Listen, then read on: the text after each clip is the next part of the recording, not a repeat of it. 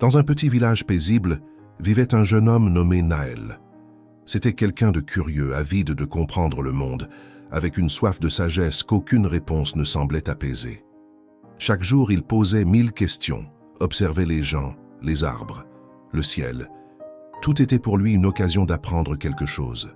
Un matin, alors que le soleil dorait les toits du village, Naël fit une rencontre qui allait changer sa manière de voir la vie. Il croisa un vieux maître zen, connu pour sa sagesse profonde et ses histoires remplies d'enseignements intemporels. Naël s'approcha, s'inclina respectueusement et demanda « Maître, dites-moi, quelles sont les choses qu'un homme doit toujours garder pour lui ?»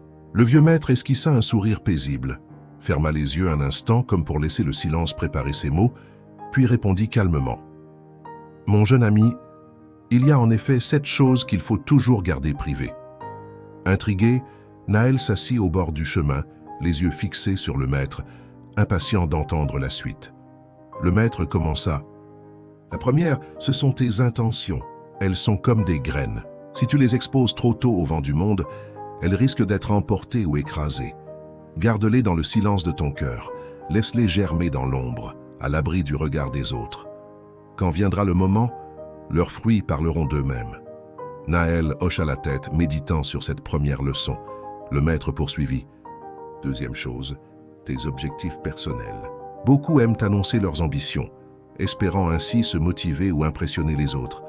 Mais souvent, cela attire le doute, la jalousie ou même la peur.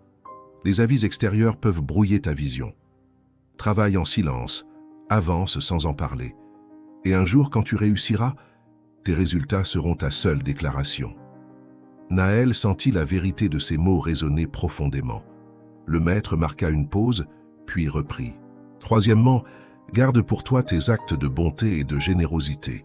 Aide, soutiens, offre, mais sans rien attendre en retour.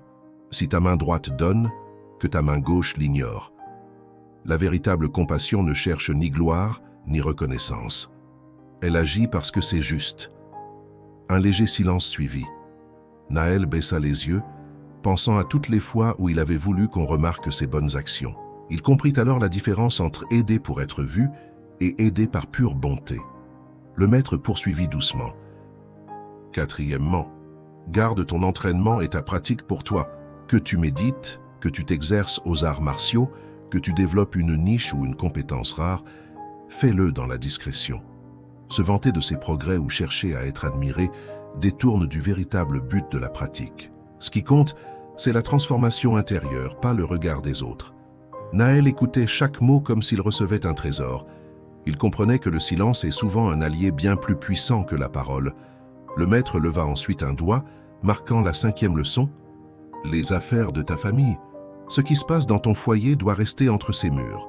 Chaque famille a ses forces et ses faiblesses, ses joies et ses blessures. En parler à l'extérieur, c'est exposer ce qui mérite respect et discrétion. Garde ces liens sacrés à l'abri du monde, car ils forment le socle sur lequel repose ta paix intérieure. » Naël pensa à sa propre famille, à leurs disputes, à leurs moments d'amour, et promit en silence de toujours protéger leur intimité. « 6e chose, dit le maître, ta richesse et tes possessions. Afficher ce que l'on possède attire souvent le regard de ceux qui manquent, et parfois même la malveillance. Il n'y a rien de bon à exhiber ses biens. La vraie sécurité se trouve dans la simplicité. Vis dans l'abondance intérieure, mais montre la modestie à l'extérieur. Ainsi tu resteras libre et en paix. » Naël acquiesça. Lui qui avait souvent envié ceux qui étalèrent leur réussite, comprit que la vraie richesse, c'est celle qu'on n'a pas besoin de montrer. Enfin, le maître prit une longue inspiration et conclut. « Et la 7e chose, peut-être la plus précieuse de toutes, tes expériences spirituelles. Lorsque tu ressens une connexion profonde, une lumière, une révélation, garde-la pour toi. Ces moments sont sacrés, ils ne sont pas faits pour être expliqués mais vécus. Si tu en parles trop, tu risques de les réduire à de simples mots. Laisse-les vivre en toi, laisse-les te transformer en silence. » Le vent souffla doucement dans les branches des arbres. Le maître ferma les yeux, tandis que Naël, silencieux, sentait un calme profond s'installer en lui. Après un moment, il dit doucement « Maître, je crois comprendre. Certaines choses perdent leur puissance quand on les expose. » Le vieil homme hocha la tête. « Exactement. Le monde moderne te pousse à tout partager, tes rêves, tes émotions, tes réussites, tes blessures.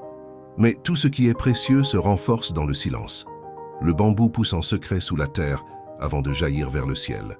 C'est seulement quand ses racines sont solides qu'il peut s'élever sans se briser. Naël regarda le maître avec reconnaissance. Alors le silence n'est pas un manque de confiance, c'est une forme de protection. Le maître sourit. Oui, le silence, c'est ton bouclier. C'est dans le calme que les grandes choses prennent forme. Ils restèrent là un moment, à écouter le vent, le chant des oiseaux et le murmure des feuilles. Tout semblait paisible, équilibré, juste. Naël se leva, remercia le maître d'une profonde révérence et repartit sur le chemin du village. Chaque pas semblait plus léger, comme si le poids des attentes du monde venait de s'effacer. En marchant, il repensa à ses 7 leçons. Garder ses intentions secrètes, travailler en silence sur ses objectifs, aider sans chercher à être vu, s'entraîner sans se vanter, protéger les secrets de sa famille, rester discret sur ses biens et préserver le sacré de ses expériences spirituelles. Il comprit que la vraie force ne vient pas du bruit qu'on fait, mais de la paix qu'on cultive en soi.